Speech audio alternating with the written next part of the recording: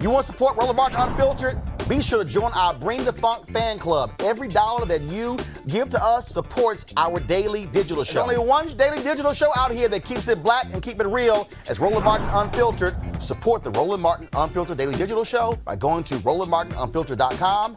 You can make this possible. Now, folks, let me break something down. Y'all have been hearing me talk over and over and over again about Republicans trying to take over the federal judiciary. Let me be as clear, as unambiguous as possible. Any dumbass out there who says, oh, my vote means nothing, all the people are the same, you are nuts. Let me explain to you what Republicans are trying to do and why you cannot sit your ass at home. The Senate Judiciary Committee on yesterday voted along party lines to confirm the nominee of Justin Walker, a man who earned a not qualified rating from the American Bar Association, to become the next federal judge.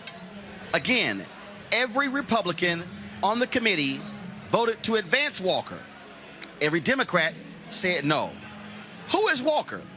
He is a 37-year-old associate law professor at the University of Louisville who has worked as a speechwriter for Donald Rumsfeld, of course, previous Secretary of Defense. In addition, he clerked for former Supreme Court Justice Anthony Kennedy and current Supreme Court Justice Brett Kavanaugh. Here's why this is an abomination.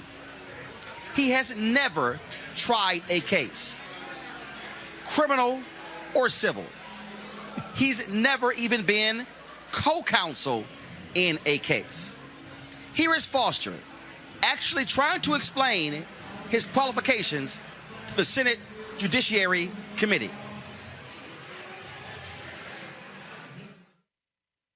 So tell me why you have enough experience to be a district court judge. Well, Senator, I've spent my career immersed in the law with a record that I think shows my qualifications in 4 ways. First, in my primary role as a law professor, I teach students trial practice. I teach students criminal procedure, evidence, and constitutional law, all with a focus on litigation and really a focus on judicial decision-making. And I feel fortunate that I've been instrumental in helping prepare nearly 200 students to be ready to practice on day one, ready to hang out a shingle, which many of our students do, and ready to represent clients effectively in court. Second, in my role as an academic, I've written hundreds of pages of law review articles about criminal procedure, about the judiciary, about constitutional law, and I've been lucky they've been published in some of the leading journals in the country. But third, I've done something unusual for a full-time law professor. I've maintained a private practice, and I've litigated complex questions of criminal procedure, civil procedure, constitutional law, criminal law, administrative law, labor law.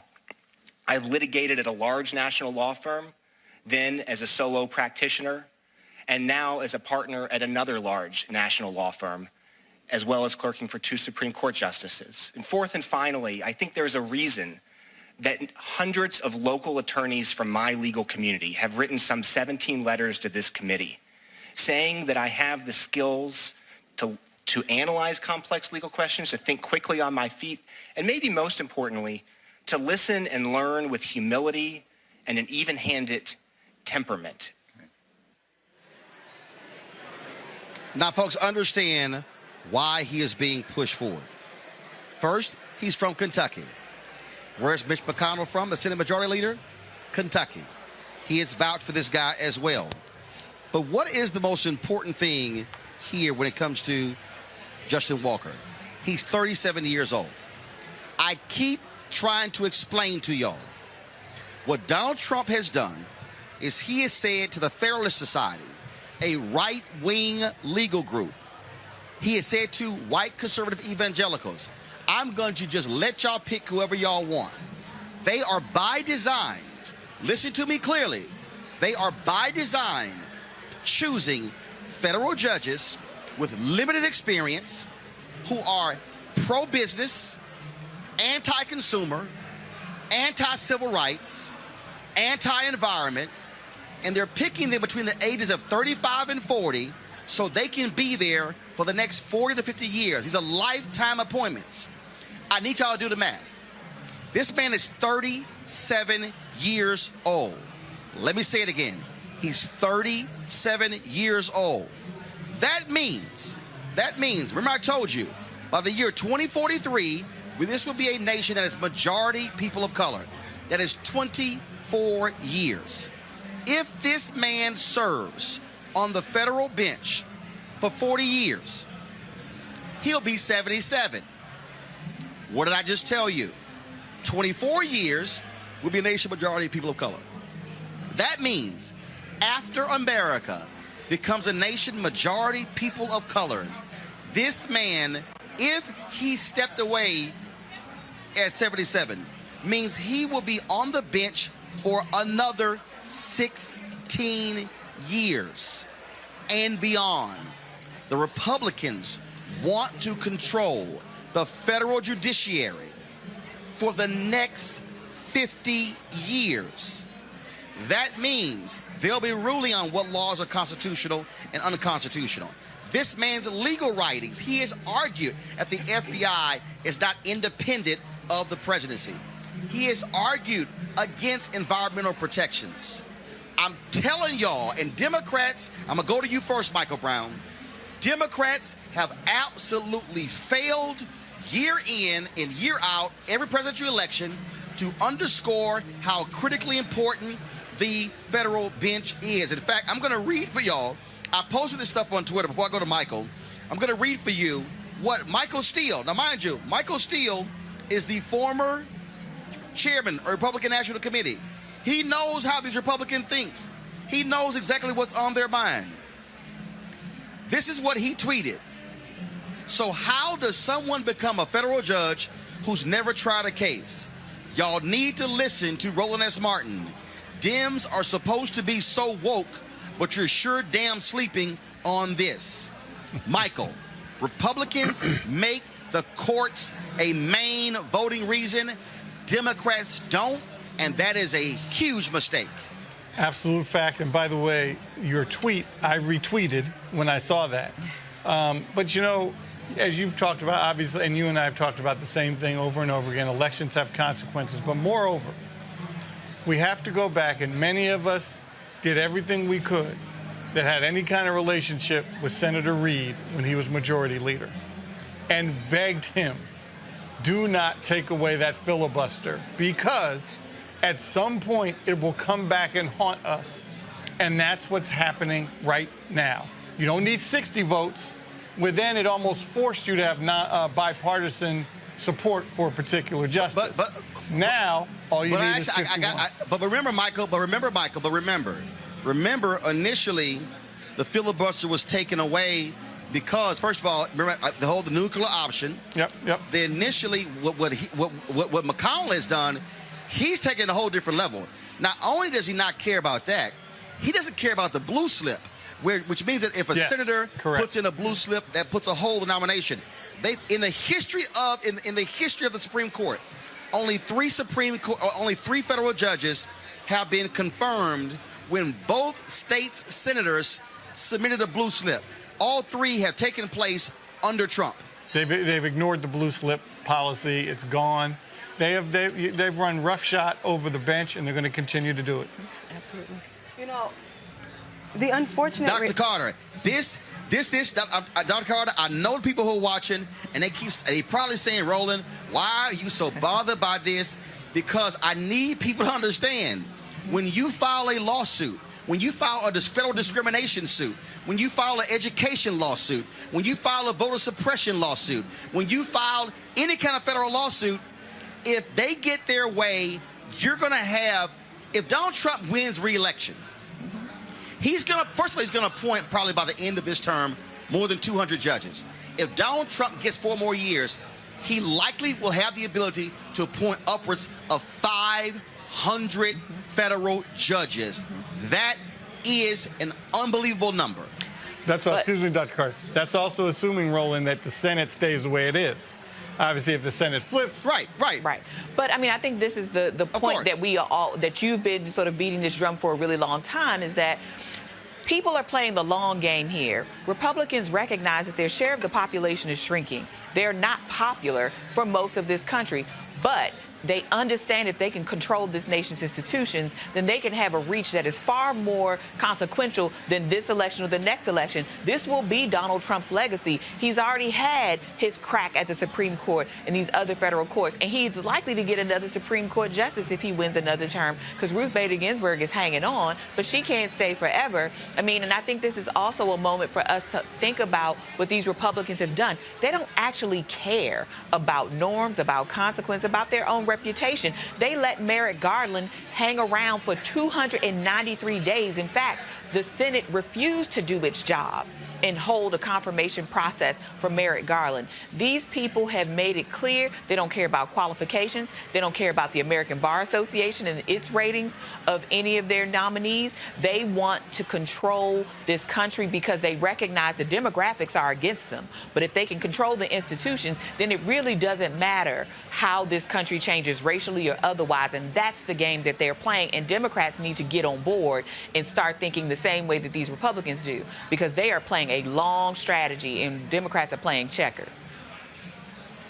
Johanna, I mean, I'm telling you, it is baffling to me when people don't understand this. Yeah, we talk about the long game. 50 years is real. That's half a century. You know, there are some jobs in life that I do believe that you can learn while you're working, right? But there are those that, such as becoming a federal judge, a lifetime appointment.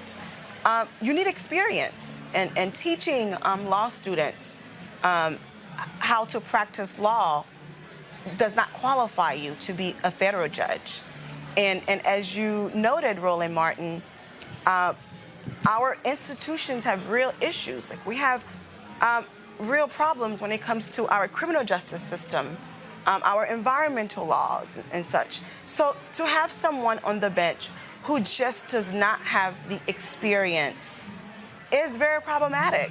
And also, I want the public to be mindful that we will be paying Mr. Walker over $200,000 per year of taxpayers' dollars for him to perform a duty that I don't think he's qualified for. And it's very problematic. And this is why people have to pay attention. Jahan, this thing is so much deeper. That they appointed a woman who had, and again, has nothing to do with her being a woman. She's a white woman. She had graduated. She had graduated, Dr. Carter. Michael, she had graduated just 11 years earlier from law school. She was 35 years old. You cannot tell me this woman somehow is so brilliant that she has earned a federal appointment at 35. But again, like you said, these people are thinking about the youth, right? They're saying, I can have this person in play for 50 plus years, right? And that's what they're thinking about. They don't care about experience. They don't care about your ability to wade through the sort of sticky situations. As Johanna rightly points out, I don't think that reading about politicians and talking about politics makes me a politician, right? There's something fundamentally different about what I do as a study of political science and being a politician. The same thing with the law. But they don't care about that. They are ideologically driven, and they are motivated by this desire to hold on to an America that does not exist, that most Americans don't even want. Look, real simple. If you, Michael, if you want to teach the law, go right ahead. But being a federal judge for life is a hell of a lot different. Yes. And I'm sorry. I think you need to at least step foot in the damn courtroom. And, you know, Senator Graham, obviously they have meetings and they brief. Clearly, the guy knew what questions were coming, clearly. But those are the only questions he could even sound competent on, hence why Senator Graham asked him those. And he answered them the way he's been briefed to answer them. So, as Dr. Carter mentioned, as Ms. LeBlanc mentioned, their strategy is clear. It's in your face. They're not pretending. Though, and you and I have talked about this before, Roland, I still claim, even though Trump has said, look, sorry, 45, you know I don't like to say his name. Even though 45 said, hey, look, Federal Society, you pick these judges, there's still something to be said that Vice President Pence would pick the same judges. So why do they still like this guy being president? They would still get the same results. Easy. Same kind of stuff. No. Actually, you know what? Here's why. I'm telling you right now. Unless they believe what he says. And another thing we have to look at. I think here's the deal. I'm being straight up. Mike Pence, former member of Congress, former governor. Mike Pence is a politician. Donald Trump actually doesn't care about the job of president. Donald Trump, I call him Trump. I guess I'm not. So Donald Trump actually was doing it by design. What you have here is the fact that they probably will run into more resistance from Mike Pence because he will want to pick his own judges. Oh. Now, he's aligned with them. He would want to. And let me be real clear. This is. I fundamentally believe this. I tweeted this earlier. This is what's going on and why Republicans have no problem with Trump. They say all this stuff privately. They think he's nuts. They think he's crazy. They think he's out to lunch. But guess what he's doing? He's giving all of the factions, the three main factions of the Republican Party, everything they want. Evangelicals. They want the Supreme Court and the federal bench. He said, okay, here you go. The pro-business Republicans, what do they want? Massive tax cuts and end all regulation on anything. Donald Trump's like, party favor, here you go. The third, the strong defense Republicans. Donald Trump, $700 billion increasing to the Pentagon, massive increase in the budget every single year. Okay, y'all get what y'all want. So those three entities are laying back saying, we're perfectly fine. Yeah, he's nuts. But guess what? We're getting everything that we want. So we're going to ride this sucker till the wheels fall off. Okay. Yeah. That's why. Okay, fair enough. And I think that Mitch McConnell, Mitch McConnell was very excited about this entire process with the Senate in terms of getting this nominee, confirmed and such. Because as we know, Mitch McConnell hasn't really cared much about anything in the Senate except for judicial nominations, getting them confirmed. It has been his sole priority as the leader in the Senate. And there are countless bills sitting in the Senate that have not been touched because that is not the priority of Mitch McConnell, unfortunately. All right, folks, back to that Roland Martin Unfiltered video in just one moment.